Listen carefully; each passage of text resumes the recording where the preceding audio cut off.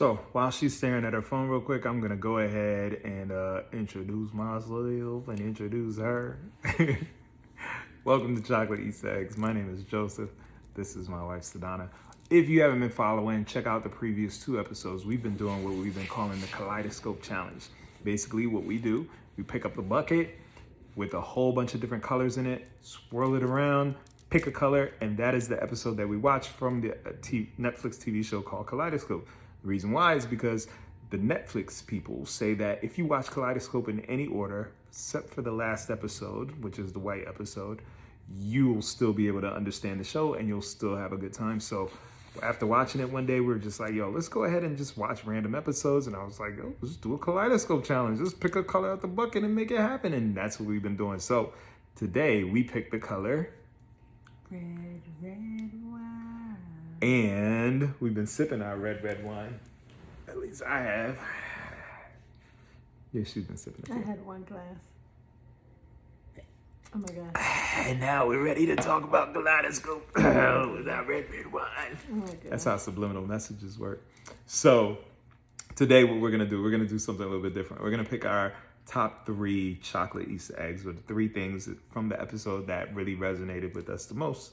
Sedana, you want to go first, and we'll go ping pong back and forth. Yeah. Okay, what was that first? Oh my gosh, she's getting her notes. After 2 weeks of notes, now she has her notes. Huh. I thought it was interesting. I don't think we knew. Did we know? Anyway, our what we know and Say what what we it don't is. know. Say what it Okay. is first. They stated during this red episode that Roger was supposed to be Venezuelan based on his passport, the fake passport. Yeah, but that was the person the I know, identity he stole. But it's interesting that he picked, or he is a new Roger Salas, who is a person of color.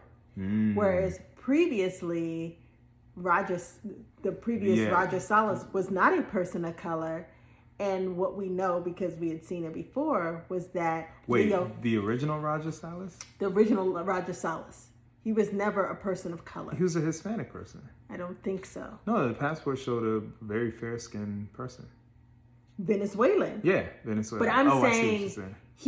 he created a person, or he went in under a persona of somebody who was a person of color. I see. But previous to that, Leo had a long conversation with, you're always the face, and I'm always the person sneaking in the house, and I can't be the face because I'm a person of color. Right. There's racism What do you against think that. is There's gonna a happen? So I thought that was interesting, that he then had a choice to change his whole life after the fire and blah blah blah blah blah. And that's what he chose. And he chose a person of color. And probably got some really good loans from it too. I don't know anything about that, but I thought that was an interesting chocolate Easter egg. To think about. He had his chance to do it over again, get a new identity. And he picked to be a person of color. Okay, my turn. Mine isn't as deep as yours. Yours went there. Right. So mine. The name of the show is Kaleidoscope. Right. And I saw colors swirling all around. No, the Easter egg that I have is chocolate Easter egg I have is the Mexican standoff and the Reservoir Dogs motif that they did. They really went ham on kind of like the Reservoir. The auto shop. Yeah, within the auto shop in the episode in the red episode, they did like a Reservoir Dogs kind of thing where it's a very much who did it, who messed up, you took the money, you're the person that. It was very Reservoir Dogs, and I felt like it really hit the nail on the head as soon as they had the Mexican standoff. Like when everyone was pointing their gun at each other, I was like, oh, Tarantino, here we go, Tarantino. Even though he didn't create the Mexican standoff, but I wonder if that's even okay to say now. Like, is it still called a Mexican standoff? Maybe Central American standoff, Latinx standoff. No. Anyway. That's what that was my chocolate Easter egg for that one. What's yours? Okay. I thought that was interesting with the whole standoff, even before they got to it, that it was all about diversion and changing the subject. Yeah. So Judy was like, oh, you know the bonds can't be found. Right. After Stan asked him, where's RJ? Where's RJ?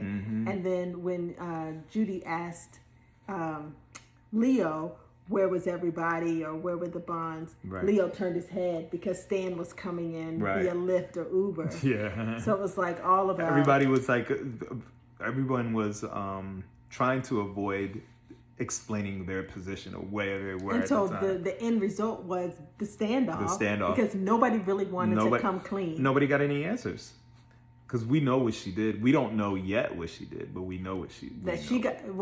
We don't know what Judy did. Yeah. It seemed like there was some question about FBI involvement with Ava. Right. Where was RJ? Right. Stan There's a lot of questions. Potentially left his glasses behind. And it's perfect because, like, we don't know. So the last episode that we saw was green. If you didn't see the previous one, last episode we saw was green. And in episode green, they're planning the heist. They figured out exactly how they're going to do it. And now, as viewers, we're jumping into red. And in red, it's the aftermath of the heist. So we have no idea what's going on. Like, if this was our first time watching it, we'd be like, what happened during the heist? Right. Where's RJ? There's some random bees still. And there's bees. Like, you still don't know what's going on with the bees. So it's like, it's a lot of questions lingering. And I thought it lays a lot of groundwork to really make you want to see the next episode, or at least see the episode, or at least find out what happens during the heist. Okay. Is it my turn? No, it's yours. It's my turn.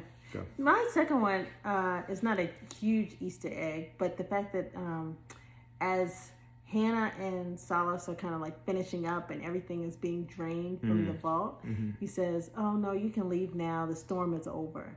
And how literally the storm is over, like it seems to be a nice clear day. Yeah. But also and figuratively as well. Also, it's like everything's getting cleaned out, and things are looking a little bit brighter. But then within 20 minutes, the FBI is coming in, and that's a whole new storm. That's a whole new storm, right? I'm sure Theo is still calling, and he's still having to convince him that things are okay. The triplets.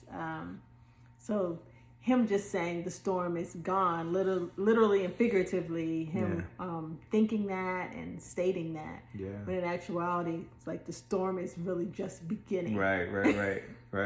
The storm is gone. The physical storm is gone, but the emotional and mental and now some new storm is brewing, and she's gone. She left them behind. To the wind. Okay. So my next one are the remnants of the burglary. Like, we see the aftermath of the burglary, but we don't know exactly what happened. Like, for example, the vault is filled with water, and then there were bees around. It's just like, what's going on? Another thing is that the fact that the security footage was wiped. We don't know how that happened either. Then we see Carlos laid out in the water. It's just like all these little nuggets to lead to more questions. So like, what exactly is going on? And of course, we got to see how ruthless Carlos is. Oh, and there was that random statue on the floor too. So it's a lot of questions as to like, what, how did the robbery go down? Like, what exactly happened? Why is this the aftermath of it? And of course, more remnants is the fact that when they opened the vault, when they opened each of the treasure bond drawers, what was it called? Cabinets, the cases for them. They saw the bonds on top, but then when it spilled on the floor, whole bunch of color paper. So it's red just like predominance for the red.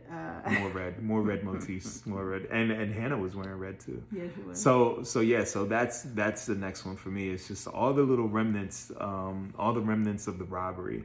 To lead to more questions, to make us want to find out what's going on and try to dig in deeper, or watch the next episode, hopefully to see if we can figure out more little tidbits of what happened during the robbery to lead them to not trust each other and ultimately end up on that boat with one person gone, Van Gogh.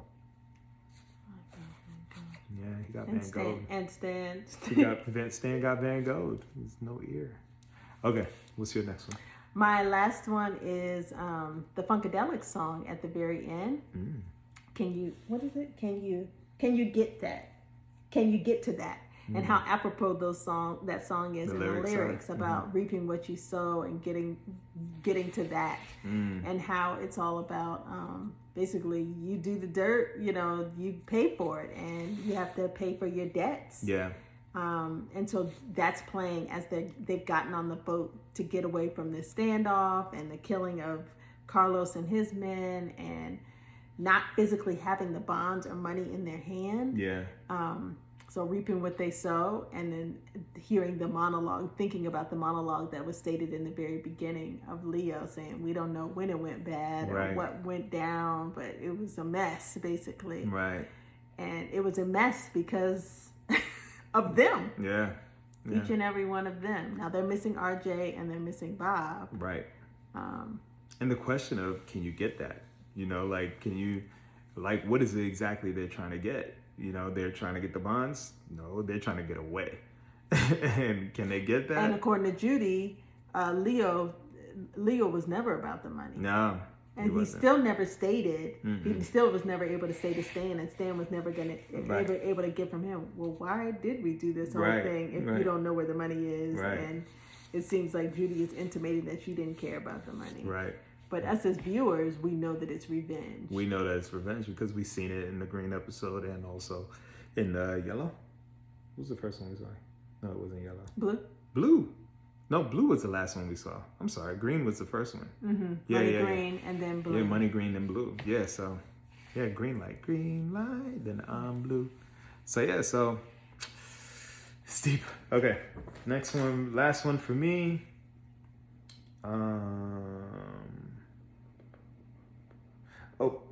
When Hannah says to Silas, I'll make sure you get exactly what you deserve.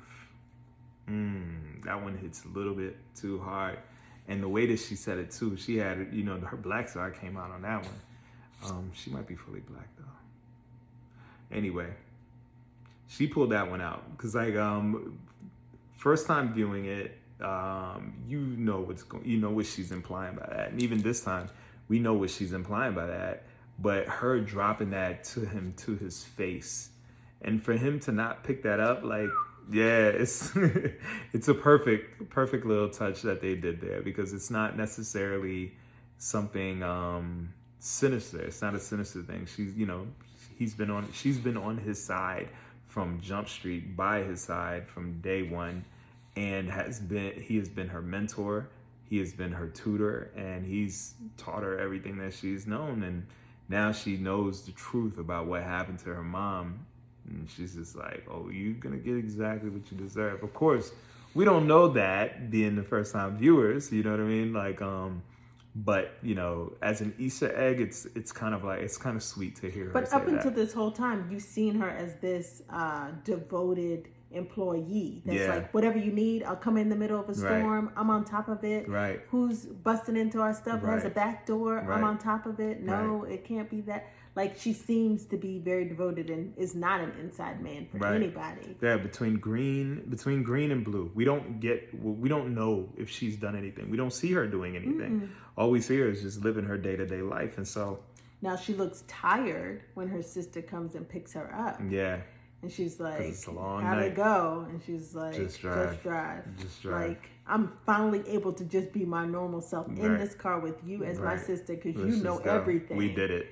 The job is done. So anyway, in isolation, if this was a third episode, what do you think? How would you feel about it? First episode we saw was the prison. Second episode, planning the heist. Third episode, up until the heist. Yeah, up until the heist. Third episode now is the day after the heist. And we saw a little bit of what happened inside the heist, because we saw Leo in the water. Yeah, Leo in the water. Get caught. Right. Taking a deep breath. I think I would be super anxious to see like what happened on the day. You know what I mean? Like, why is everybody so frustrated the day after? Where is the money? Like, same. I would definitely. That is what would get me to watch the next episode. Is like, what? Like, how did it all lead to this? So, anyway, any final thoughts? You enjoyed the episode? Yes. I enjoyed the episode too. I think it's good. Okay. Well, thank you guys so much for viewing and spending your time with us. Really appreciate and love you guys. Please follow us on @AreYouAFanYet on Twitter, Instagram, TikTok, and here on YouTube. We really appreciate it. You guys have a nice one. Take it easy. Bye.